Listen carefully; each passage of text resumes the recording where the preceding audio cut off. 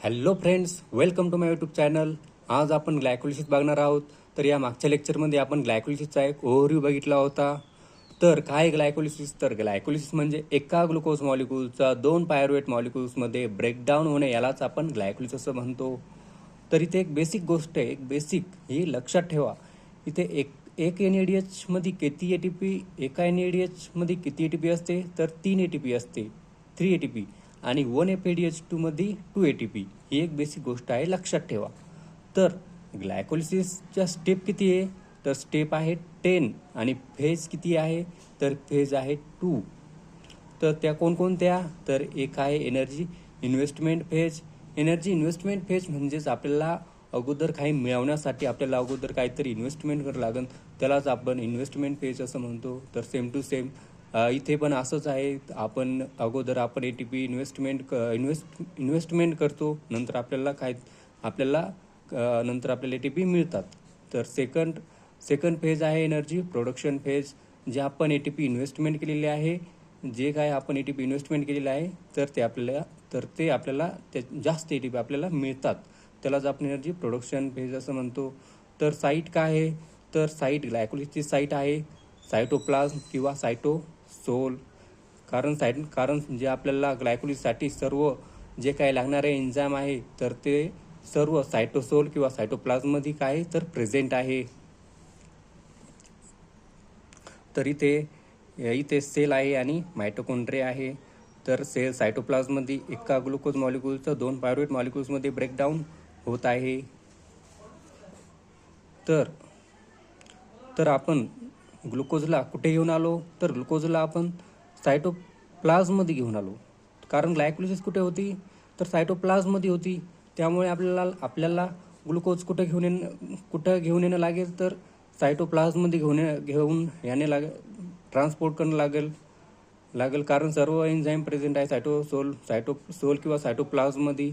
तर आपण ग्लुकोजला सायटोप्लाझ्ममध्ये आणलेलं आहे. तर इथे ग्लुकोज आहे.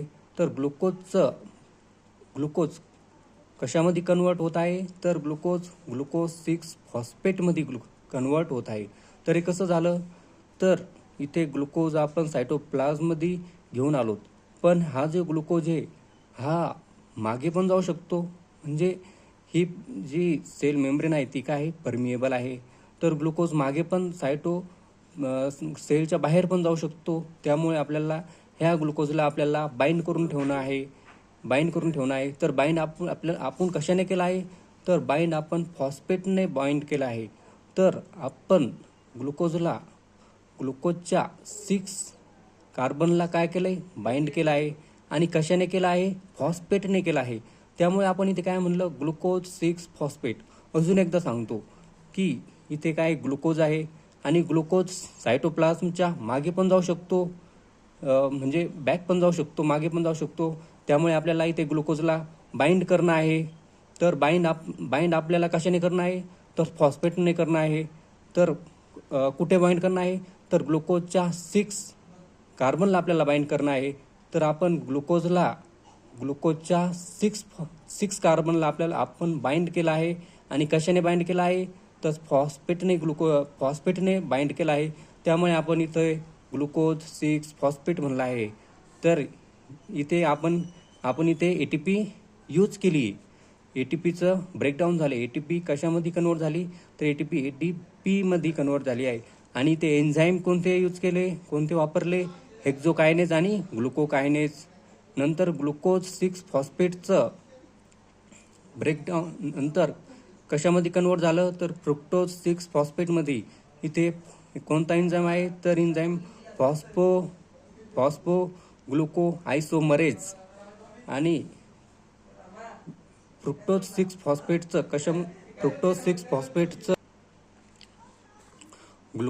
फॉस्फेटचं कशामध्ये कन्वर्ट झाला आहे? तर फ्रुक्टोज 6 फॉस्फेटमध्ये कन्वर्ट झाला आहे. एन्झाईम कोणता यूज केला आहे? फॉस्फो ग्लुको आयसोमरेज.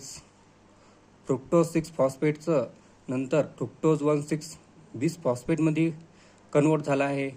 आणि इथे 1 आणि 6 पहिले तर आपण ग्लुकोजच्या 6व्या कार्बनला बाइंड केलं आणि नंतर ग्लुकोजच्या पहिल्या कार्बनला आपण काय केलं तर बाइंड केलं, कारण तो मागे जाऊ नये म्हणून आपण फ्रुक्टोज 1,6 बिस फॉस्फेट असं नाव ठेवलं.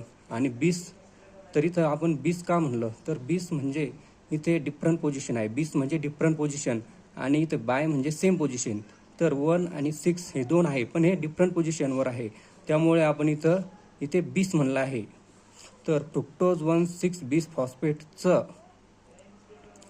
फॉस्फेटचं कन्वर्ट कशामध्ये झालं आहे तर कन्वर्ट नाही, तर फ्रुक्टोज 1,6 बिस फॉस्फेटचे 2 पार्ट पडतात.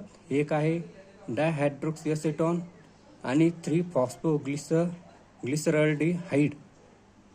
तर इथे कोणता एन्झाईम यूज केला आहे तर इथे अल्डोलेज एन्झाईम यूज केला आहे. तर डायहायड्रॉक्सी असेटॉनचं नंतर कशामध्ये कन्वर्ट झाला आहे तर 3 फॉस्फोग्लिसरॉल्डिहाइडमध्ये कन्वर्ट झाला आहे. तर आपण इथे एक फॉस्फेट ग्रुप अटॅच केला आहे. फॉस्फेट ग्रुप एक अटॅच केला आहे आणि इथे NAD ब्रेकडाऊन होऊन आपल्याला NADH मिळाला आहे एक. आणि सेम टू सेम इथे पण असंच होतं, एक फॉस्फेट ग्रुप आपण अटॅच केला आहे आणि इथं NAD पासून आपल्याला NADH+H+ मिळाला आहे. आणि मी अगोदरही सांगितलं आहे की एका NADH मध्ये किती ATP असते तर 3 ATP असते. तर आपल्याला इथे ATP कशी मिळत आहे तर इनडायरेक्ट मेथडने मिळत आहे.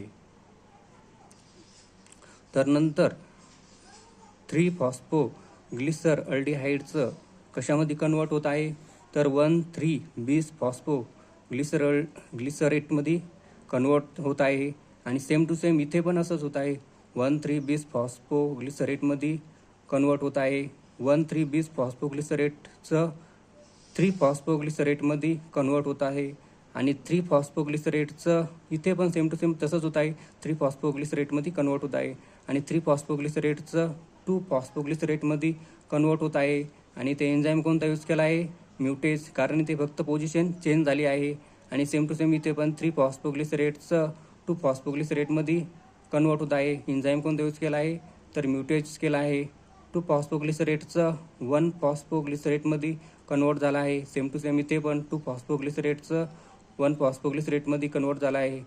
तर इथे 1 फॉस्फोग्लिसरेटचं फॉस्फो इनॉल पायरुवेटमध्ये कन्वर्ट झाला आहे. सेम टू सेम इथे पण फॉस्फोग्लिसरेटचं फॉस्फो इनॉल पायरुवेटमध्ये कन्वर्ट झाला आहे. तर इथे एन्झाईम कोणता यूज केला आहे पायरुवेट कायनेज. आणि इथे पण आपल्याला ATP मिळाली आहे. ADPचं ब्रेकडाऊन होऊन आपल्याला ATP मिळाली आहे. ही कशी मिळाली आहे तर आपल्याला डायरेक्ट मिळाली आहे. तर इथे पण तर नंतर फॉस्फो इनॉल पायरुवेटचं पायरुवेटमध्ये ब्रेकडाऊन झाला आहे. सेम टू सेम इथे पण फॉस्फो इनॉल पायरुवेटचं पायरुवेटमध्ये ब्रेकडाऊन झाला आहे. तर इथे किती पायरुवेट आले आहे तर इथे 2 पायरुवेट आले आहे. तर मी अगोदरही सांगितलं होतं की एका ग्लुकोज मॉलिक्यूलचा 2 पायरुवेट मॉलिक्यूल्समध्ये ब्रेकडाऊन होणे यालाच आपण ग्लायकोलिसिस असं म्हणतो. तर इथे पण आता लास्टमध्ये आपल्याला 2 पायरुवेट मिळाले आहे. तर इथे आपली ग्लायकोलिसिस सायकल कंप्लीट झाली आहे. तर नेक्स्ट लेक्चरला आपण किती ATP आपण यूज केले आणि किती ATP आपल्याला मिळाल्या हे आपण बघणार आहोत. Thank you friends.